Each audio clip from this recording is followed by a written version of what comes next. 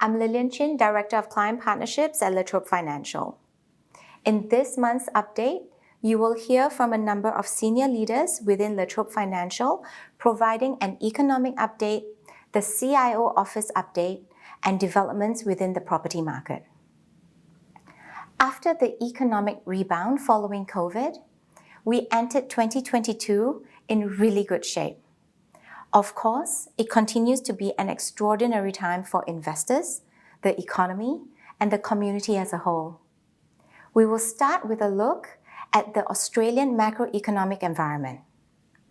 At all times through the past 2 years, Australia's economy outperformed expectations again and again.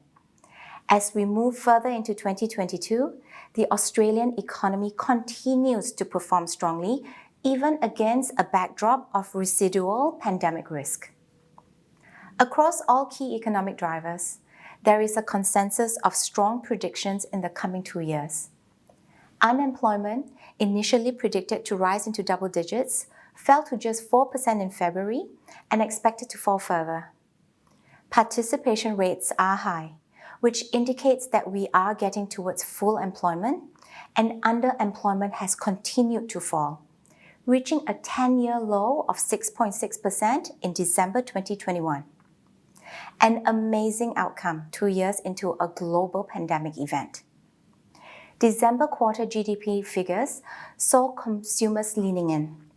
Total demand through quarter 4 of 2021 was driven by strong private consumption as households realized some of their accrued savings.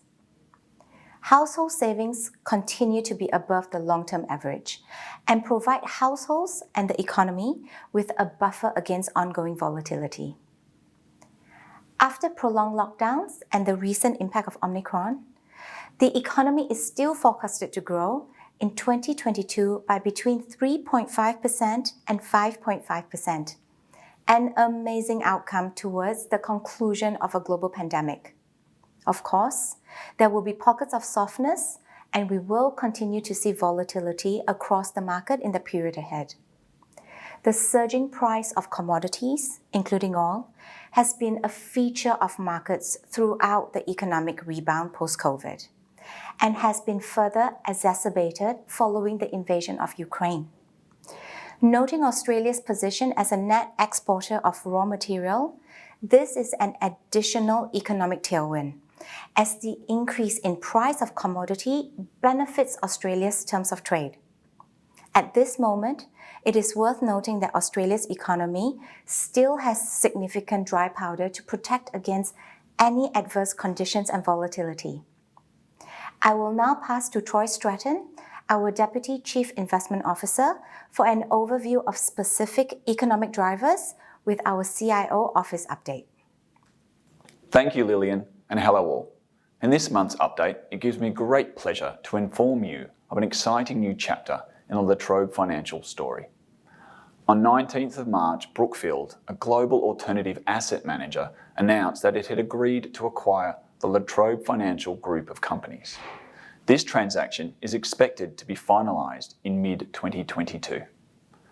Brookfield was founded in 1899 and has more than $619 billion in assets under management, operates in over 30 countries, and includes real estate, infrastructure, and private equity and credit sectors.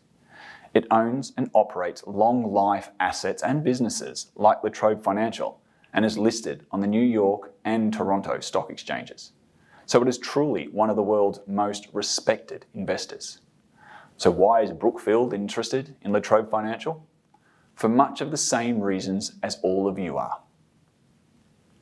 Brookfield sees in La Trobe Financial a business with an established track record of growth and resilience across the economic cycles, a strong competitive advantage in its chosen markets, and the opportunity to materially grow its business over time. And we should also stress for you, our investors and partners, that Brookfield is looking to invest in La Trobe Financial to support its growth and looks forward to building on the business's foundation of continuous growth. So there will be no immediate changes to the way we operate on a day-to-day basis, No changes to the group's credit policy, loan servicing, or mortgage help collection policies and procedures. No material changes to the terms and conditions of the loan and investment product suite. All banking details remain the same, and investing customers will continue to receive investment returns and support services as normal.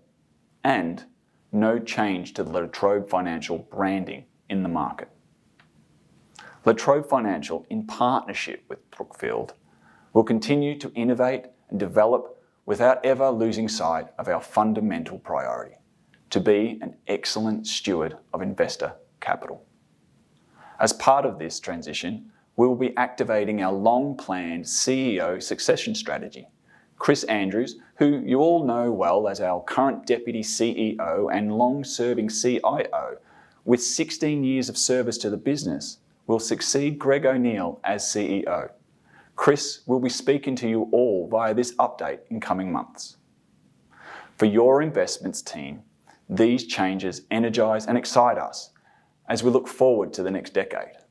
The wider group leadership remain unchanged, on station and on hand to make a positive difference to the lives of our investors and partners. From our viewpoint, the change, which has been consented to by all our funding banks, is both credit and ratings positive.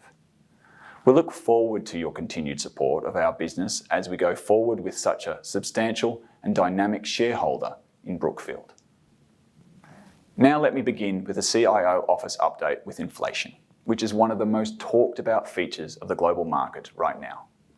Economies rebounded very swiftly from the initial impacts of COVID, which caught global and production supply chains by surprise. Locally, inflation sits at the midpoint of the Reserve Bank's target band for the first time in 7 years. In the US, inflation had reached a 40-year high in January and had begun to moderate. That was until the invasion of Russia into Ukraine disrupted global markets. Global oil prices reached new heights and are being felt locally at the bowser, with the pump price of unleaded petrol surging through February and into March. While the price of oil has since fallen, it is this volatility at inflated levels which will be key driver of inflation across the world. The increasing cost of energy is the key global driver of inflation right now, with all major economies affected. This will undoubtedly be a headwind for the global markets in the coming period until prices normalise. Now to interest rates, and central bankers will need to walk a fine line between addressing inflation and aligning official rates to longer-term trends, while not damaging weakened economies recovering from the impacts of COVID shutdowns. As pressure mounts to hike rates across the globe, volatility in interest rate markets has jumped significantly, with the implied volatility index for the rates surging. The US Federal Reserve increased rates in its March meeting and hinted at more to come throughout 2022. This move will give direction to other central banks as they offer guidance on their own forward projections.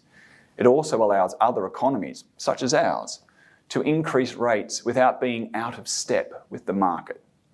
While Australia's economy has demonstrated resilience, rebounding global economies are vulnerable to rate increases.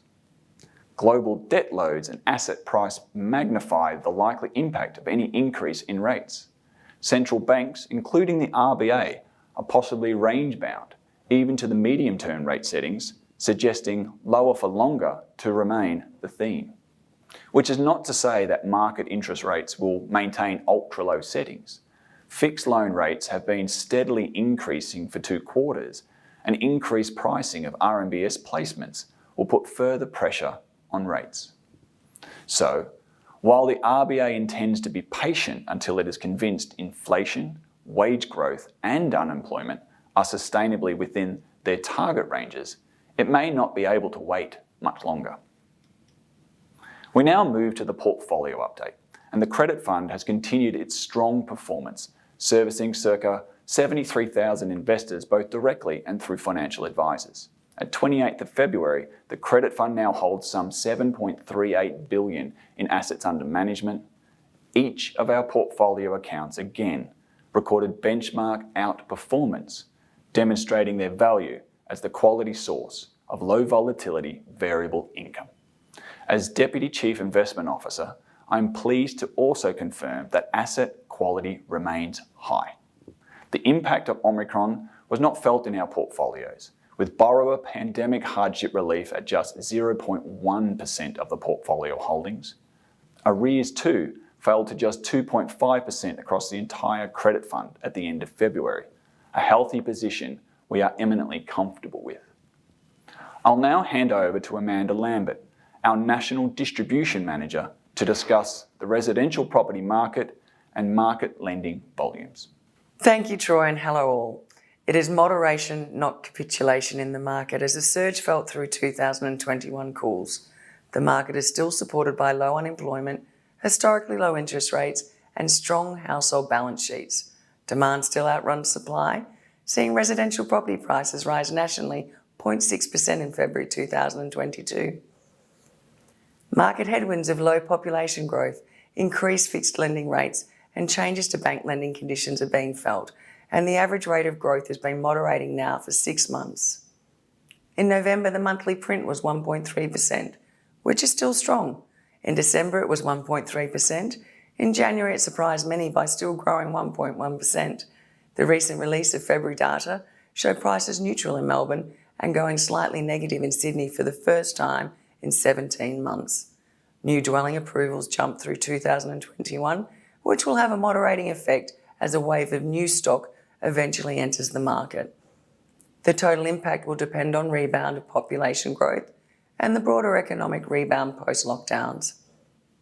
As the housing markets grew at a decreasing rate, so did the volume of new loan commitments across the industry. Month-on-month growth in January of just below 3% was down from 4.4% the previous month. This is well down from the higher growth witnessed 2020 and early 2021. Sector health is still considered sound, with APRA-regulated lenders reporting deferrals below 1%. Ongoing APRA surveillance is focused on sectorial stability and ensuring the banking sector remains unquestionably strong. Since the beginnings of the pandemic, mortgage holders have placed some $98 billion of additional funds into redraw, and borrowers remain in strong positions overall. Australia's largest home loan lender, the Commonwealth Bank, recently reported that 53% of its borrowers are at least 3 months ahead on their mortgage repayments.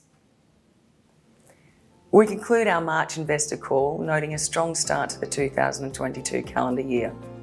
All of the management team look forward to bringing you updates each month, and we thank you for your ongoing custom. We remain committed to acting as careful stewards of your capital, and our team remain on station to assist with any queries you may have on 1800 818 818. Thank you.